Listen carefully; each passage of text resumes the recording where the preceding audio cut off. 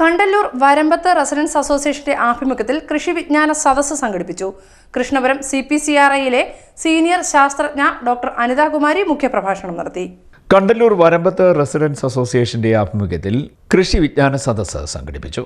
20 മണിക്കൂർ മാൻപവർ നമ്മളൊരു ഭൂമിയിൽ അപ്ലൈ ചെയ്യുന്ന സമയത്ത് എന്തുമാത്രം കാര്യങ്ങൾ നമുക്ക് അവിടെ ചെയ്യാൻ സാധിക്കും. ആലോചിച്ചു 10 നേരത്തെ മണിക്കൂറാണോ പറഞ്ഞല്ലോ, അവർ പലരും വരുത്തില്ല.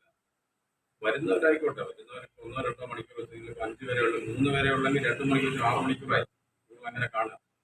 ഒരാളിന് പറ്റുന്നില്ലെങ്കിൽ അടുത്ത ആൾ അവിടെ എടുക്കുക. നിങ്ങളൊരു മോഡലായിട്ട് നിങ്ങൾ കാണിച്ചു കഴിഞ്ഞാൽ തീർച്ചയായിട്ടും വീണ്ടും ഇത്തരത്തിലുള്ള വിവിധ കൂട്ടങ്ങൾ വീണ്ടും നിങ്ങളിലേക്ക് വരും.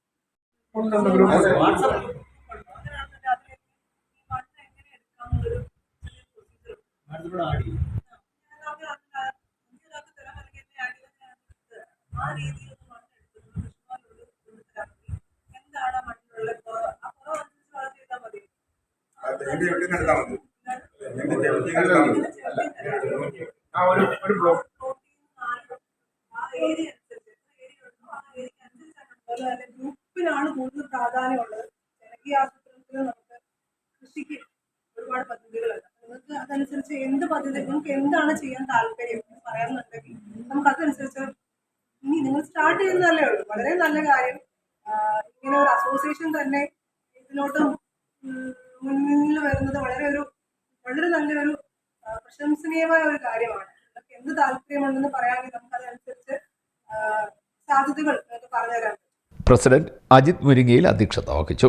വിജയകുമാർ KD സ്വാഗതം പറഞ്ഞു. കൃഷ്ണപുരം CPCRIയിലെ സീനിയർ ശാസ്ത്രജ്ഞ ഡോക്ടർ അനിതകുമാരി മുഖ്യപ്രഭാഷണം നടത്തി. കണ്ടല്ലൂർ കൃഷി ഓഫീസർ സുകന്യ എങ്ങനെ കൃഷി നന്നായി മുന്നോട്ട് കൊണ്ടുപോകാം എന്ന വിഷയത്തെക്കുറിച്ച് വിശദീകരിച്ചു.